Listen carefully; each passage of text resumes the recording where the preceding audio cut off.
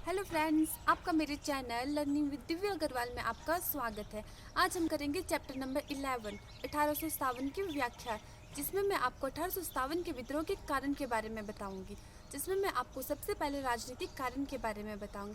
मैंने हर बार की तरह नोट्स बनाए हुए हैं, तो मैं आपको नोट्स से ही बताऊंगी। तो हम शुरू करते हैं 1857 के विद्रोह के कारण। अंग्रेजों की साम्राज्यवादी नीति। अंग्रेजों द्वारा भारत में अपनाई गई साम्राज्यवादी नीति 1857 ईस्वी के विद्रोह का मुख्य कारण बनी।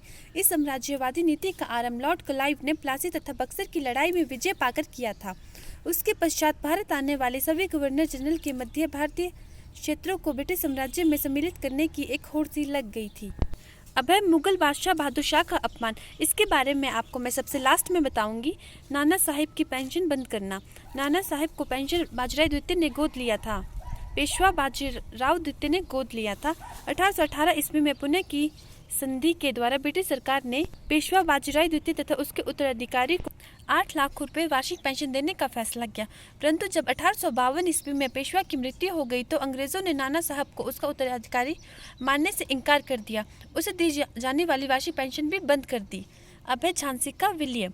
नवंबर 1853 ईस्वी में झांसी के महाराजा गंगाधर राव की निसंतान मृत्यु हो गई थी। उसने अपनी मृत्यु से पहले दामोदर राव नामक बालक को गोद ले लिया था। लॉर्ड डलहौजी ने दामोदर राव को वैध उत्तराधिकारी मानने से इनकार कर दिया।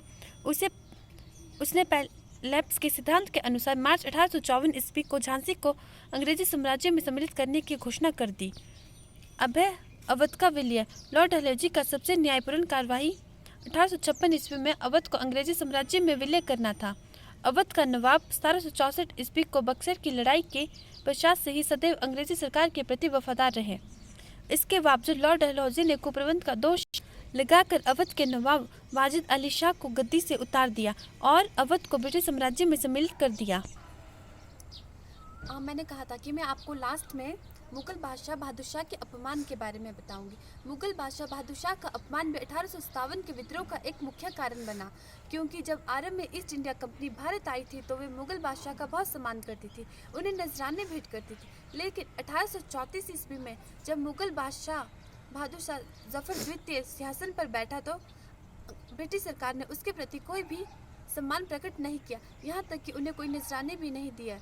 और लॉर्ड डलहौजी ने ये घोषणा करवा दी कि बहादुर शाह जफर द्वितीय और उनकी रानी जिन्नत महल को लाल किला छोड़कर जाना होगा। तो आज के लिए इतना ही। अब मैं आपको अपनी नेक्स्ट वीडियो में आर्थिक कारणों के बारे में बताऊंगी। Thank you.